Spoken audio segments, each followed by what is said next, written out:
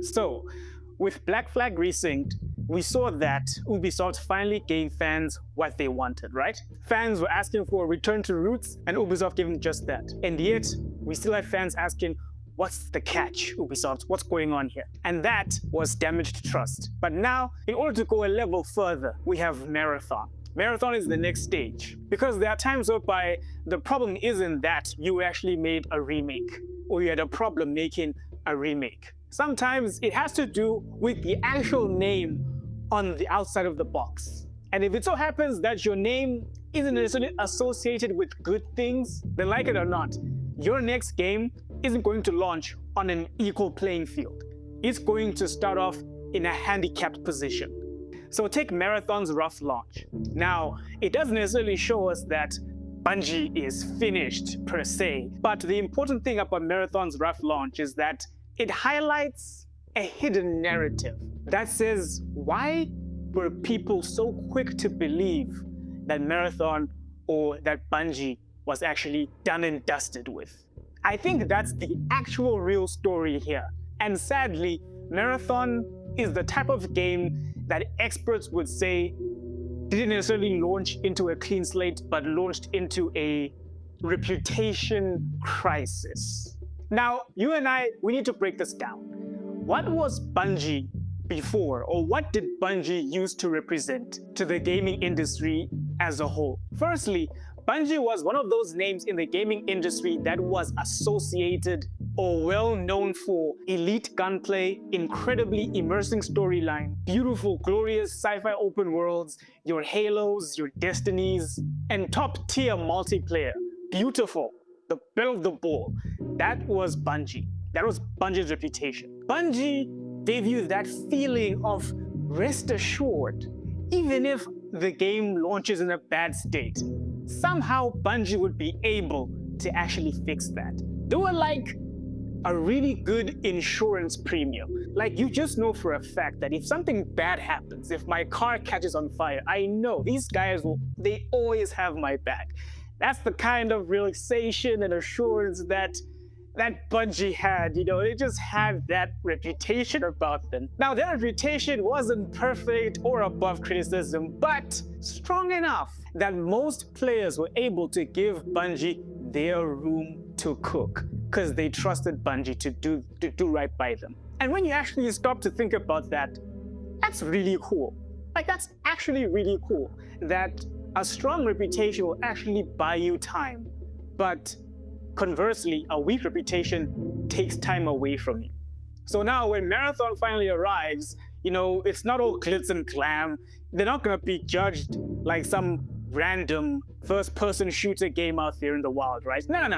They're gonna be judged differently because they are a Bungie game. So already there's a standard here, right? And already that comes with a heavy weight to carry, because understandably, Marathon had something to prove.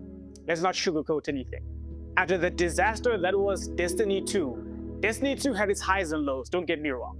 But its lows were seriously damaging and harmful to the company's brand and reputation as a whole. So with Marathon, it has to prove to the players, to Sony, to the general market that Bungie still knows what they're doing. Bungie still got it. Which I think is the uncomfortable question here that's actually being asked. Does Bungie still got it? Do they still have what it takes? And that is an extremely brutal position for any game to be in. Because once you're in that position, whether you like it or not, every single thing that you do is judged as evidence.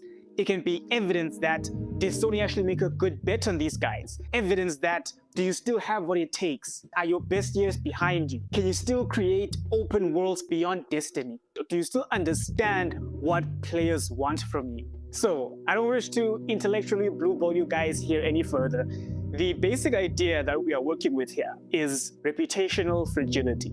Now, in simple terms, reputational fragility is when one serious mistake can erase years of goodwill and even impede your future prospects. That's basically reputational fragility in a nutshell. When your reputation stops being your armor and instead just becomes your worst enemy. Because think about it like this. In normal life, There are some careers that can survive a bad project. You know, a rapper or a singer can release album that flops. It doesn't really destroy them. Reputationally, they can bounce back from that. A book writer can write a book that doesn't exactly sell. They can bounce back from that, you know? But there are certain careers whereby one serious misstep can actually affect your future prospects. For example, it could be banking, it could be law, it could be the CIA, for example. If you leak secrets to other governments, you know, you could be tried for treason. You know, I don't think anyone's going to be hiring you after that. I mean, you're probably going to be hanged before you actually get to hand over your new CV to your latest boss there down at McDonald's. You know, I don't think that's going to happen anytime soon. So there are certain careers whereby a breach of trust is a serious offense, and it's very difficult for you to come back from that. And studios too, such as Bungie, can actually fall into the same trap. Because if you actually think about it and you look at this thing as a whole, you understand that Bungie's reputation didn't just collapse in a single moment, like overnight. Bungie's reputation is what I'll classify as deaths by a million paper cuts. Just because if we're talking in terms of Destiny 2, we have over monetization that was later introduced into Destiny 2, stagnation in terms of PvP elements, right? Seasonal fatigue, DLC controversies that didn't live up to the hype, and in some cases, the game felt more as if it was a streamlined experience for everyone to enjoy. You know, like, it's a game for everyone now. At least that's what elite players felt when they were actually playing Destiny 2. And you can imagine that when you're actually in this position, whereby you already have baggage, and your answer to that is that you don't necessarily address those problems, but you highlight the roadmap. Like, hey, wait until the next DLC drops, you know? It's gonna be better than the last one, you know? It's like you are asking people to live in the future, to believe in you, to bet on you. And every single time you actually don't deliver, it costs you your credibility, especially in people's eyes. You will find yourself slowly turning into a studio that is simply suspicious, you know? You don't turn into a game studio like EA or Ubisoft overnight. So that's basically the firestorm that Marathon is launched into. First and foremost, you make Marathon an extraction shooter. Already, you are setting yourself up for failure. Extraction shooters is like a game mode, man. And it's extremely niche. People don't know you for extraction shooters, Bungie. And for you to set up Marathon to fail, thinking that your reputation is not going to set you apart, and everyone's going to be like, it may be an extraction shooter, but it's Bungie, man, so it's going to be the best extraction shooter. That didn't happen, unfortunately. Extraction shooters are already saturated. People have their extraction shooters that they dedicate most of their time to. They're not going to just quit that, start a brand new extraction shooter, put in $200 to $500 into this new game when they already put in more than that in what they're currently playing. So it's a bit unreasonable for you to actually think that just because you are Bungie, you're going to be able to actually convince people to leave whatever they're doing, whatever they're playing currently, and to join you.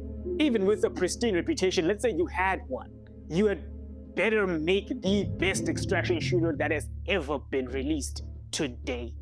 And if that's not what you're selling, you are shooting yourself in the foot. So you see that Marathon's job was extremely hard here, because not only is it launching into a hostile market, it's also launching into an incredibly fragile reputation. And it has the unfortunate burden of having to disprove a narrative that says Bungie is no longer Bungie.